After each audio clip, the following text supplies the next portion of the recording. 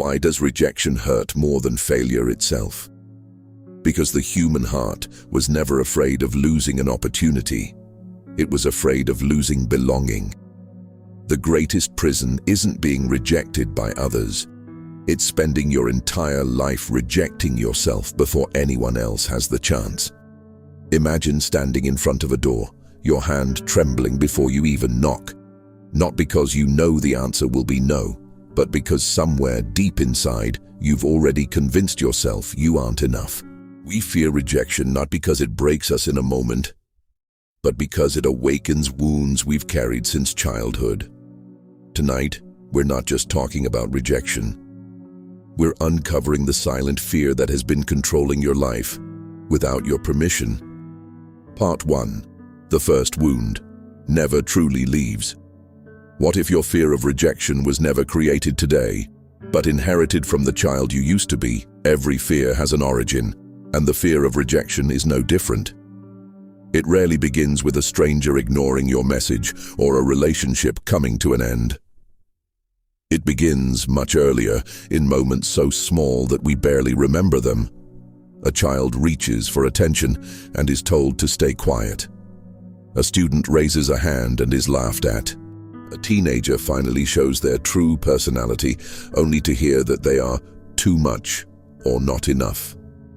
Those moments disappear from memory, but the emotions remain hidden beneath the surface, quietly shaping every decision we make.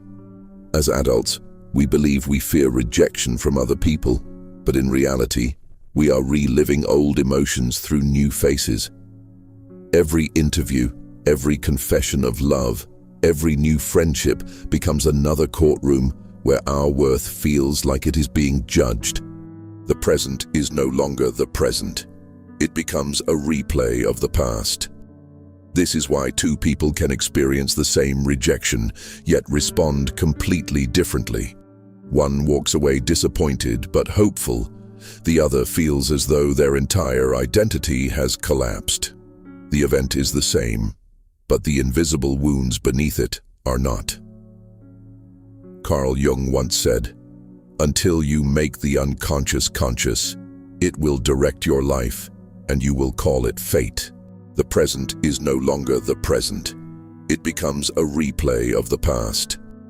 This is why two people can experience the same rejection, yet respond completely differently. One walks away disappointed but hopeful. The other feels as though their entire identity has collapsed. The event is the same, but the invisible wounds beneath it are not. Carl Jung once said, "Until you make the unconscious conscious, it will direct your life, and you will call it fate." Those hidden childhood fears quietly whisper, "Don't speak too loudly, don't dream too big, don't let people see the real you, because if they do, they'll leave." And without realizing it, we obey those whispers for years. But here's the heartbreaking truth. The child inside you was never asking to be perfect. They were only asking to be accepted. Perhaps the greatest tragedy isn't that others rejected us. It's that we continued rejecting ourselves long after those moments had passed. Sometimes the chains around us are not made by other people's opinions. They are forged by memories we never healed. Part 2. The invisible mask we wear. What if the greatest rejection in your life happens every day? Every time you hide who you truly are.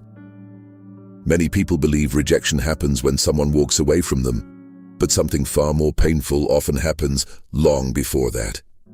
We slowly abandon ourselves. We begin wearing invisible masks, changing our personality depending on who is watching. We laugh at jokes we don't find funny. We stay silent when our heart wants to speak.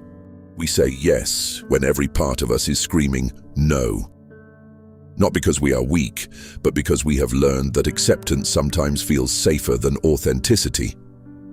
Think about how many dreams have died without anyone noticing. The artist who never shared a painting because they feared criticism. The man who never confessed his love because silence seemed less painful than hearing, "I'm sorry."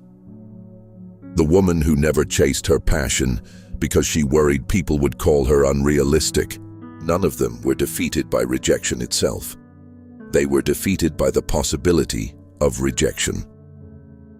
The philosopher Søren Kierkegaard wrote, "The most common form of despair is not being who you are."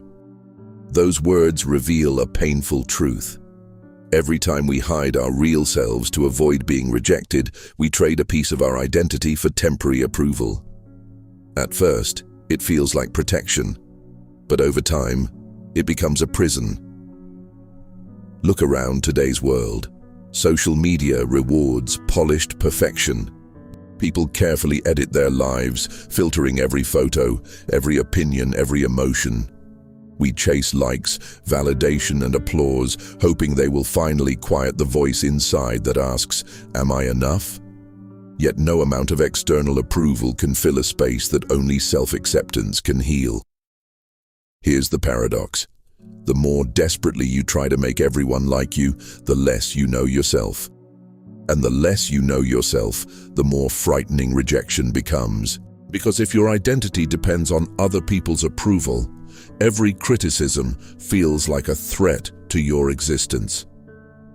Real freedom begins the moment you realize that not everyone has to understand you. Not everyone has to choose you. The right people will never require you to become someone else just to earn a place in their lives. Sometimes the bravest thing you can do isn't to be accepted by the world. It's to stop hiding from yourself. Part 3. The pain is real.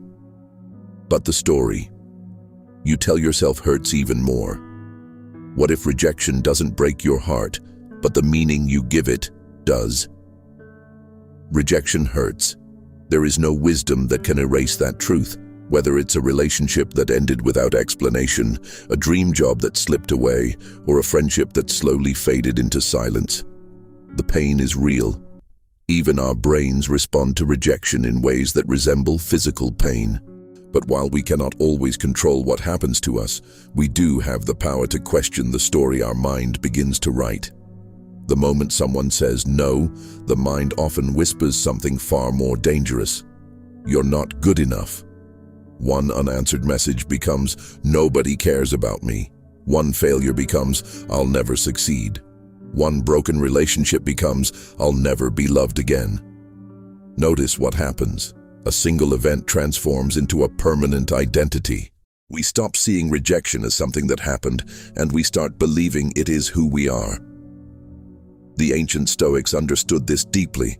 Epictetus taught that it's not what happens to you, but how you react to it that matters. Rejection is an event. Suffering grows when we turn that event into a verdict about our worth. Imagine looking into a cracked mirror every day. Eventually, you stop blaming the mirror and begin believing that you are truly broken. But the crack was never in you. It was only in the reflection you accepted as truth. Think about the people who changed history.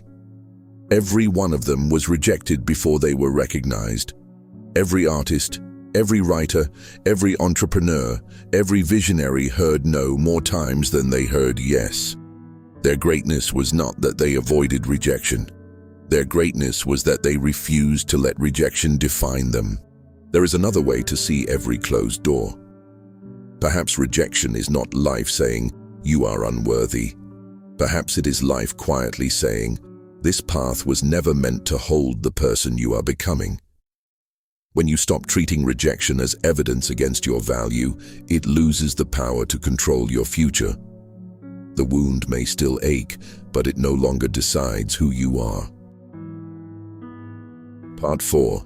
The day you stop chasing acceptance. What if the life you've always wanted begins the moment you're no longer afraid of hearing no? There comes a quiet moment in every person's life when they grow tired of carrying invisible chains. Not because the world has suddenly become kinder, but because they finally realize they were never meant to live as prisoners of other people's opinions.